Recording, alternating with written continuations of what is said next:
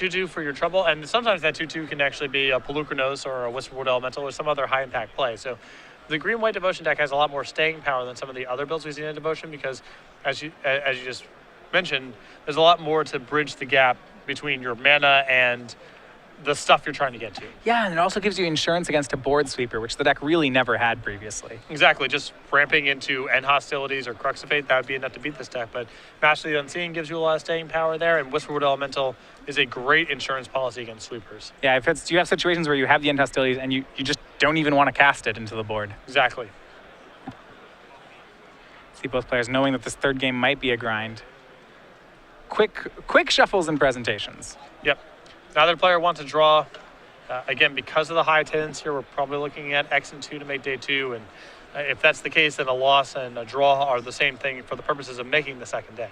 Absolutely. So we are going to have game 3. Juan back on the play with Obs on mid-range. And did not see too much sideboard action there from Hal. Mostly his main deck cards taking that game down. And it will be 7s on both sides. So start out black-white Temple from Juan. That'll keep it on top, back over to Hal. And he also has a Temple of his own. No Elvish Mystic this time. Look, has Whisperwood Elemental. Looks like he's going to scry that one onto the top. Aggressive. He has a Whisperwood in his hand already, but just wants more threats. Whisperwood Elemental's so good against Obzon mid-range that unless Hal's at risk of missing land drops, I think he keeps it there just basically every single time. Yeah, and this is a great green-white Devotion playing a very slow game here. Turn 2 Mastery of the Unseen. No mana ramp creatures. He's just going to play a value game against Obzon. Yep. Though Mastery can be pretty slow in this spot, and it is liable to get killed without producing very much, but you can settle in for a long game if you're a green-white Devotion and try to blunt the impact of sweepers and spot removal. Well, Juan will start a good card advantage game of his own. It's going to be a turn 3 Courser of Crufix. And doesn't play a third land for that, but hoping to generate some card advantage of his own on that side. And you see it looks like a card like Drown in Sorrow in Juan's hand, so not too worried about Mastery right now. I mean, Mastery will still create card advantage, but it probably won't deal damage for a while. It's just so slow right now, too, you know? And yeah, Juan's got a lot of time before he really has to worry about it. Nykthos to play for Hal, and he'll just pass back.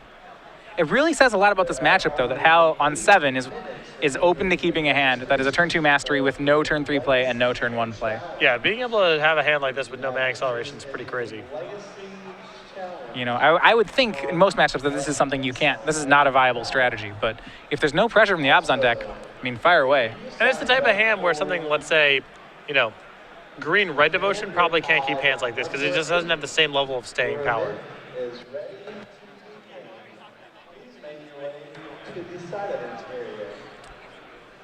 And just a land from Juan, swings for 2, shows Hero's Downfall on top of the deck. Hal, 4th land and a pass back. So yeah, he's just on the Mastery of the Unseen plan. Well, there's not a lot to be gained for Hal to cast a creature now in the face of that Hero's Downfall, so you might as well wait a little while, try to play the Mastery game, build up a board. Swing again from Juan, puts Hal down to 16. He drew Hero's Downfall for the turn. Another Courser of Crufix showing on top of the deck. You see plenty more lands on Juan's side. Plays land 5, goes to 21. And now we start manifesting. Hal will do that on end step. And you see Whisperwood Elemental, Valorous Stance. Those are all among things in his hand.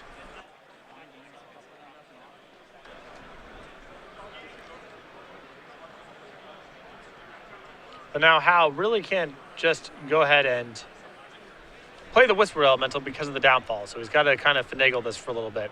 So Hal flips up the card. It was a Courser of Crufix. Plays a fetch land. Now with the trigger on, Juan has priority. He can kill it. See if he opts to. And it'll be Hero's Downfall on the Courser of Crufix. And Hal will let that happen. Elvish Mystic's still on top of his deck for now. We'll see whether... Imagine he'll reshuffle before that one happens. Card draw for Juan that turn was another copy of Courser. Obzon Charm showing on top of his deck.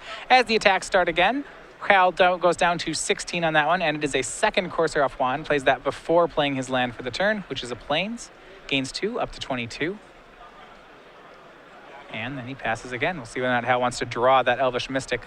Can't imagine he really does.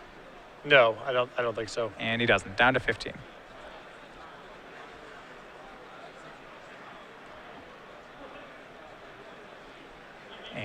Still a lot of, because he has devoted so few resources to the board, I mean, there's still a ton of cards in Hal's hand. The only card he's really played this game has been Mastery of the Unseen. Or at least the only card he's paid face full value for. The issue is that he needs to be able to kind of do multiple things in a turn here because he's worried about spot removal. So he doesn't want to just cast Whisperwood Elemental and hope it's good. But his hand might be so bottlenecked with expensive cards that he just has to absorb a bad turn to be able to move forward from there. Yeah, draw for the turn was Sylvan Caryatid. He does have Pelucranos, Whisperwood, Valorous Stance, second Whisperwood, a lot of options. And he's just going to play this slow. He's going to grind. It's Sylvan Caryatid, leaving up mana for Mastery of the Unseen. Or possibly for casting Pelucranos. And that's actually what it will be. But Caryatid a great blocker on this board.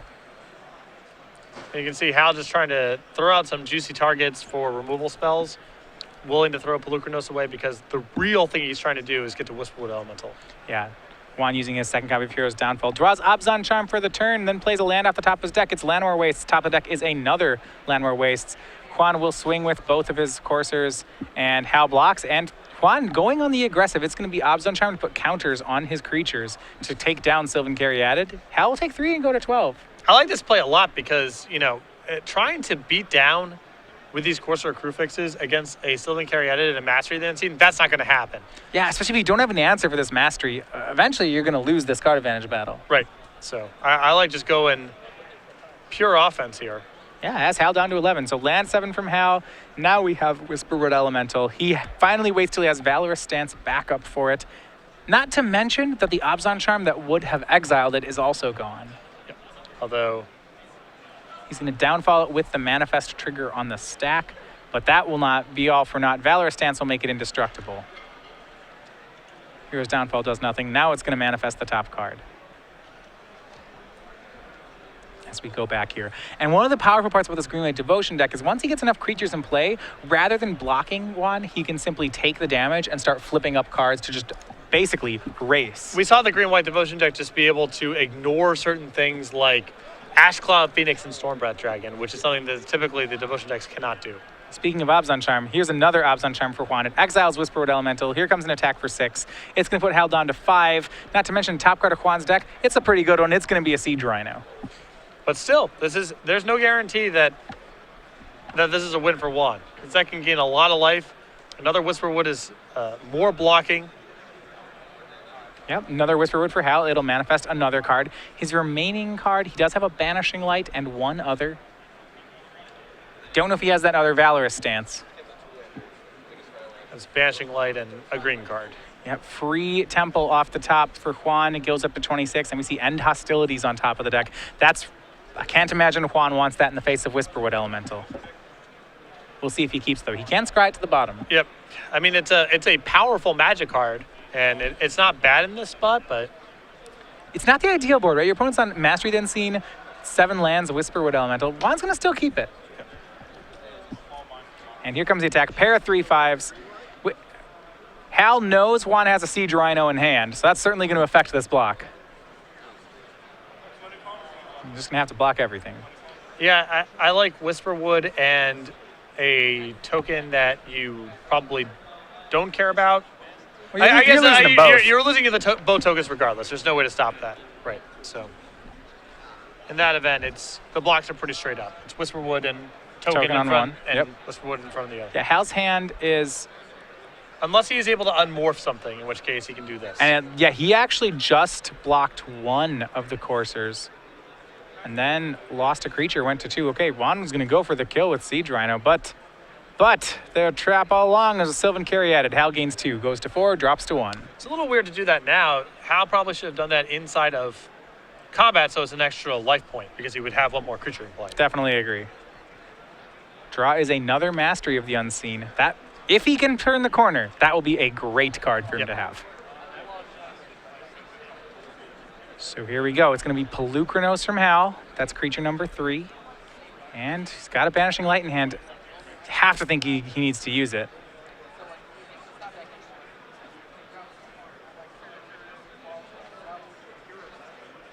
Well, there's not really any attacks right now for Juan.